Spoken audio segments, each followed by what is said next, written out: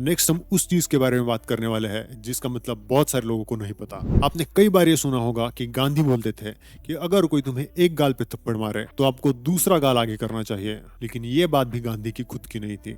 ये बात आ रही थी बाइबल से। मैथ्यू चैप्टर 5 वर्स 39 में लिखा है, मगर मैं तुम्हें कहता हूँ बुराई करने वालों का विरोध मत करो। अगर कोई तुम्हें दाहिने गाल पर थप्पड़ मारे तो उसको दूसरा गाल भी पलट दो।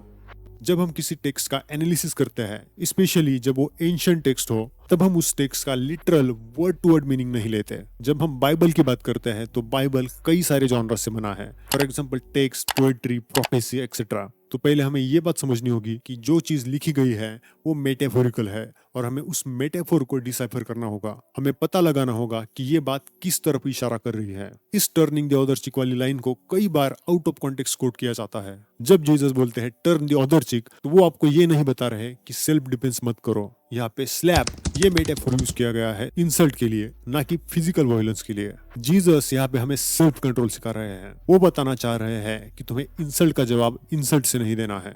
अगर तुम सामने वाले की बात का जवाब उसी प्रकार की हिंसा से दोगे तो इसका मतलब सामने वाला आपको कंट्रोल कर रहा है। अगर कोई इंसान तुम्हें उकसाने के लिए कोई बात बोलता है और उसके बाद अगर तुम गुस्सा हो जाते हो तो इसका मतलब तुम्हारे इमोशंस का कंट्रोल सामने वाले के हाथ में है, क्योंकि उसके एक्शन से तुम्हारी रिएक्शन निकल रही है।